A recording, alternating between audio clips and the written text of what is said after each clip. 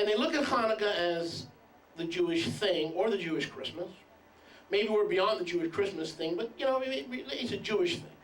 And I'm really not comfortable with it because it's not one of the 7 feasts of Vayikra. We get that too.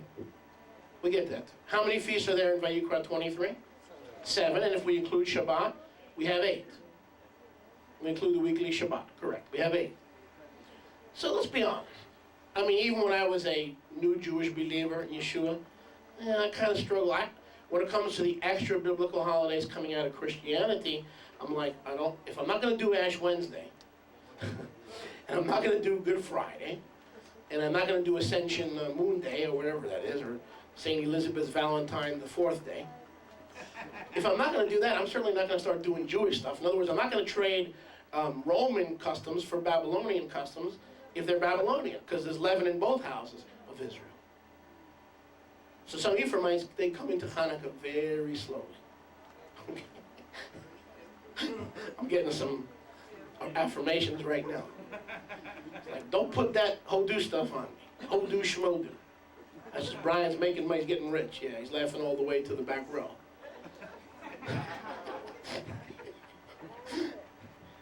Listen, Hodu is not a way for Brian to get rich. It's a way for Ephraim to get stirred up, to go back home against Mama Greek, and Papa Greco, and Papa Romano. Papa Romano cookie, he got good cook for you. He got the Pope and the pizza, and in order to find the Pope, you got to eat the pepperoni.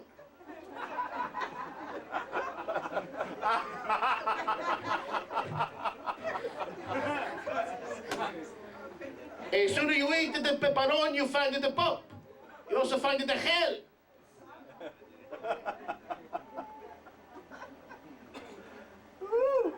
Preach it. Remember that Saturday night skit with Father Guido Sarducci? Find the Pope. I'm letting my carnal side show. Okay, Zechariah, chapter 4. What? Ephraim, I love you. You're my arrow, and I'm the bow, and you're more than me, and I need more than one arrow to kill these pagan doctrines of religion in every Buddhism. They're all Greco-Roman, pagan. They're all based outside of the borders and the boundaries of Zion. And man, I need you, so how am I going to share this Hanukkah thing with you? Well, first thing I want you to know is I don't want you to be too hard on yourself. Because there was a prophet by the name of Zechariah, who didn't believe in the 2 houses. But he wrote about him, but didn't believe in him. Don't be too hard on yourself! Oh, yeah. Come on now. Yeah. You see the lights flicker? Everybody wake up! Yeah. No sleepers in the house now. Woe to those who are asleep in Seal. So, now wait a second. I have to have a little Rahmanis in me. Ephraim's been in the nations longer than Judah has.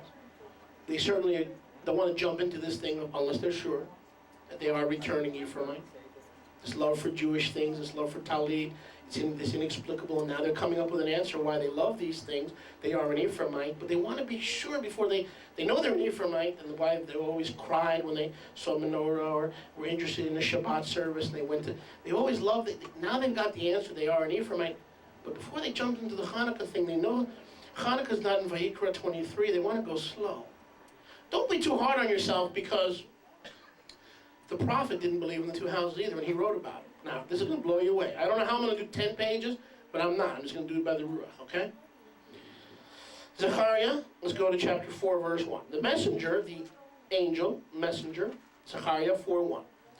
Please read in your scriptures. It'll make more impact if you follow with me in the Word. Who was speaking to me came back and woke me up, as a man is awakened from sleep. Amen. And the Malach, or the heavenly messenger, said, Zechariah, what do you see? I said, I have looked and I see a menorah, all gold, meaning what is gold in Scripture? Pure, holiness. Write that down, one menorah, pure. Dedication, today's Hanukkah, we dedicate ourselves to be pure and set apart for Yahweh. what do you see? Zechariah said, I see a menorah of gold. On top of it is a bowl. And on top of these are the bowls. And on top of the bowls, 7 lamps. Okay, right here. 7 lamps. 7 being perfect light. Perfect light, perfectly pure, with 7 spouts to the 7 lamps. Okay, take a look. This is a menorah.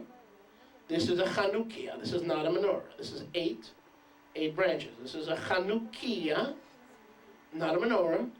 This is 7-branch menorah. This is what Zechariah saw. Turn to your neighbor and say, this is what Zechariah saw. This is what He saw that 7-branched menorah. Again, this message, one menorah, one new man. And he saw 2 olive trees next to it. Write that down. 2 olive trees. One on the right of the bowl and the other on the left. Then I responded and spoke to the malach, and I said, Zechariah speaking to the malach, the heavenly messenger, and who was speaking to me, and I said, what are these, my master? So Zechariah doesn't have a clue what the heck's going on. He sees one menorah and 2 olive trees, but doesn't have a clue to what they represent. Just like some of you Ephraimites that thought I was crazy making up this 2-house stuff, that Moshe made it up and he's just trying to package it. No, darling. You're in the position of Zechariah.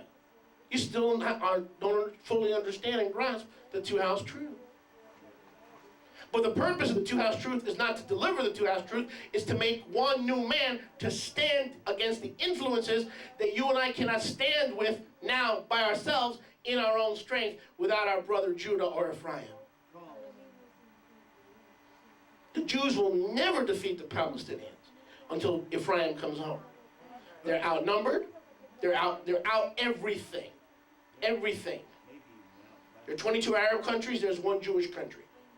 Yahweh's preserving them. Biblical Israel will never be established until Joseph comes home, for it is written in Obadiah 18 and 19, I will take the flame of Yosef and light the house of Jacob, and they will turn the house of Esau into stubble. But the only way Esau will become stubble is when he takes the flame of Joseph and reunites and ignites the entire house of Israel with the flame of Joseph.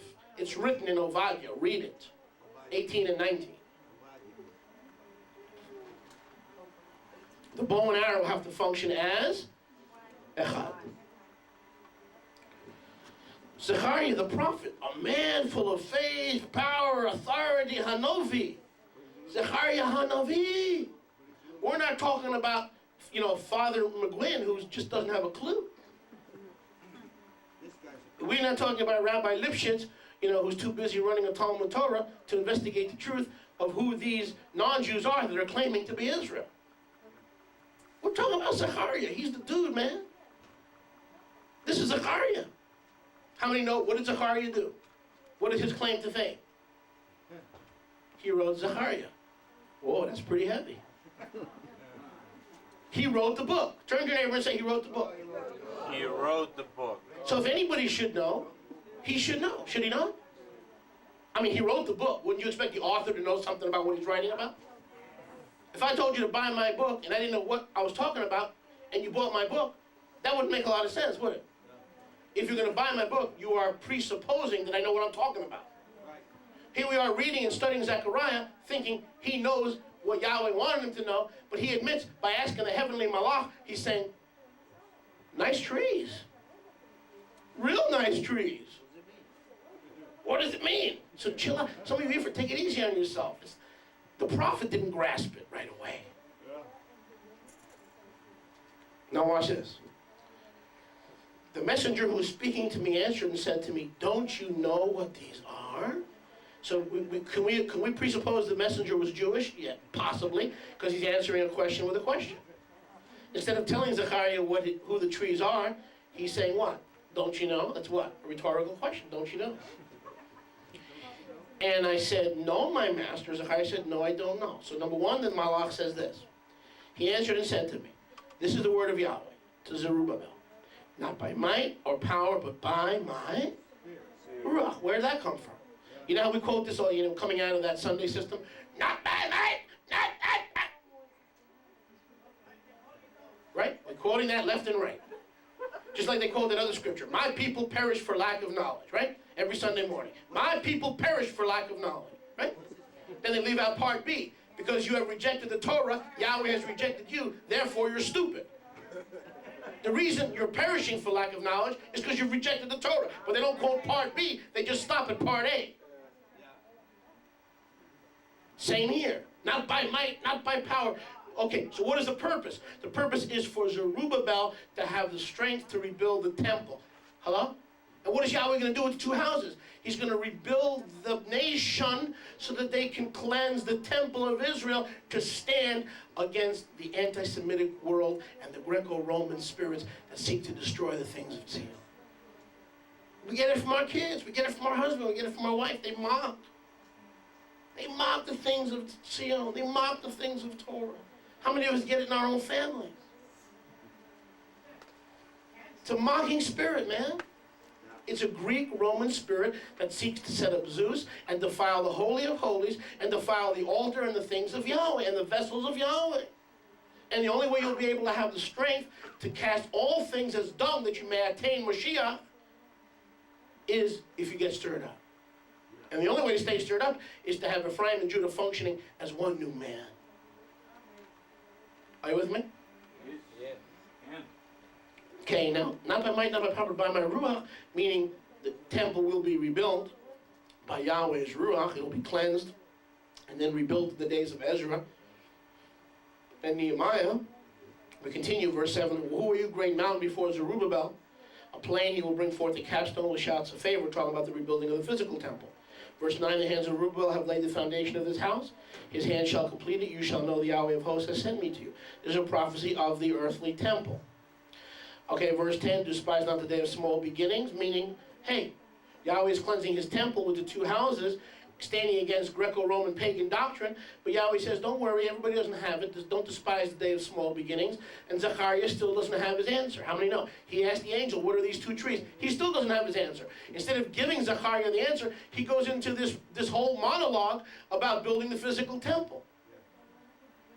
You understand? He goes into a whole monologue, building the physical temple. So he's going to build a physical temple. Why? Because Zechariah's understanding comes from seeing the natural temple. When Zechariah understands that Zerubbabel has the power of Yahweh, or the Ruach HaKodesh, to build the natural temple, he will understand in the spirit realm what these two trees truly represent. You see? Yahweh teaches us the spiritual lesson, often from the physical. Now, the Greco-Roman mindset separates the spiritual from the natural. Okay? Oh, this is natural? That's spiritual. Oh, this is worldly? That's spiritual. Oh, the body is bad, the spirit is good. Okay? Making love, physical love is bad, but the spirit is good. That's where you have aestheticism and all that stuff. Okay? The Hebraic mind says no. This is good, and that is good. This is right, and that is right. The Hebraic mind says, you're right, I'm right, she's right. We're all right, let's eat. In the Greco-Roman mind is, I'm right, and if you don't believe what I believe, you're going to hell, and there's only one way to interpret Scripture. In the Hebraic mind is, I'm right, you're right, let's not fight, let's eat. I'm right, she's right, everybody's right.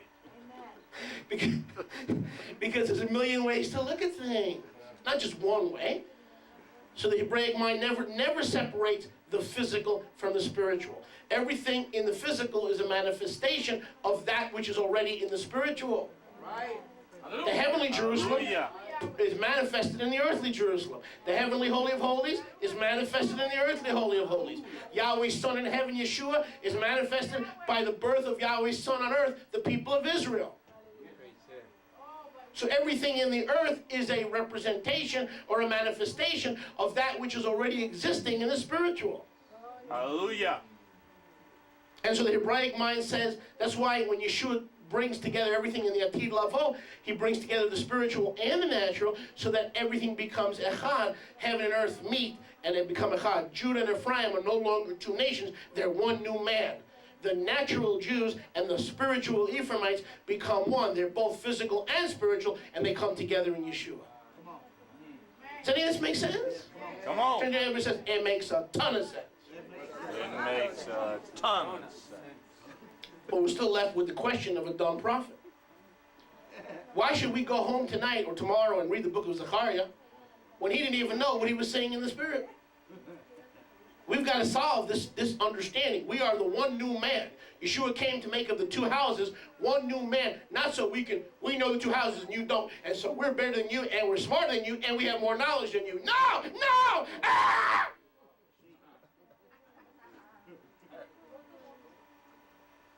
That's not what the two-house message is. It's a message to give you victory. Yeah, man. It's a message to reinforce the fact that Yahweh has declared you to be the head and not the tail. That you are more than a conqueror through him who loved us. To be a conqueror or an overcomer, the Hebrew word for conquering or overcoming is Israel. When you say, I am an overcomer, the book of Revelation, he that overcomes, meaning Israel. The Hebrew word overcome means Israel. He that is Israel, he that is Israel, he that is Israel, I'll give him the hidden manna. He that is Israel, I'll give him a new name that no man knows. He that is Israel, overcome is Israel. Israel is a nation of overcomers. So the two-house message is there to give us victory over the spirit that came against Abraham. The spirit that came against Isaac. It's always the same spirit from the same territorial principality, Iraq. Every spirit that comes against Sion comes out of Iraq. Assyria took Ephraim captive. Nineveh was in modern-day Iraq. Nebuchadnezzar took the Jews captive, modern-day Iraq. The Americans, Ephraimites, fighting now along with Israel in the spirit realm against those spirits. It's a principality. It's the spirit of Iraq. It's the principalities over Iraq. Why? Because that's where innocence was, between the Tigris and the Euphrates and the rivers Gishon and Pishon, where the four rivers met. That was where the Gan Eden was. Gan Eden was there. Garden of Eden, Gan Eden was there. So because they forfeited that territorial integrity and the territorial purity, Adam and Eve, Adam v'Chava, all those unclean spirits proceed forth from the original home and place of innocence.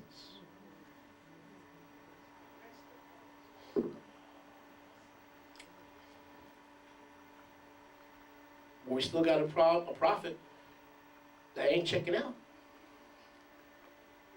What are these trees? Zechariah says, I know what a menorah is. It's gold, it's pure, it's 7-branch, meaning the perfect Shekhinah light of Yahweh, his perfect presence, his perfect Shekhinah, his perfect purity. It's gold, meaning it represents Yahweh's purity and the nation of Israel. This message is about one menorah and one new man. He's got the menorah part figured out, but he knows nothing of the one new man. Just like your Christian friends. Just like your Jewish friends. Well, don't you know it's a cult? No, I didn't know that. Yes, Rabbi Moshe has been on Hank Hanegraaff, the Christian Research Institute, his page. He's on a website, yes, all over the internet. He's been exposed. Why? He's a nice guy. When you get to know him, really nice guy. Oh man, watch out. The two-house stuff. He's teaching that two-house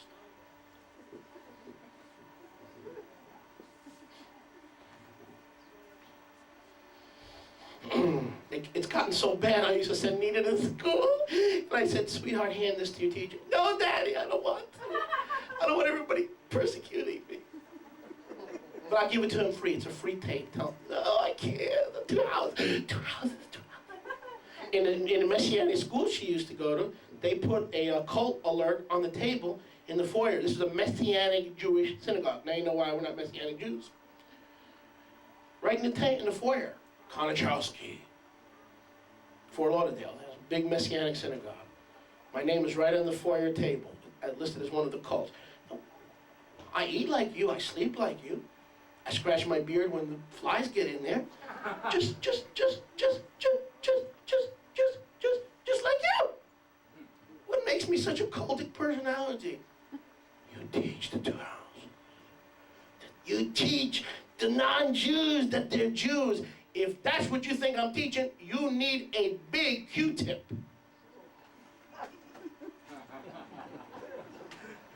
Just the opposite. Anybody that teaches the two houses tells Ephraim, you'll never be a Jew. You're one of the 10 tribes, Ephraim, and the 10 tribes were never called Jews. The people that are claiming to be the new Jews are people in the church who don't know the two houses. But no Ephraimite would ever claim to be a Jew. By saying, I am an Ephraimite, you're saying, I am from the other non-Jewish part of the family. Amen.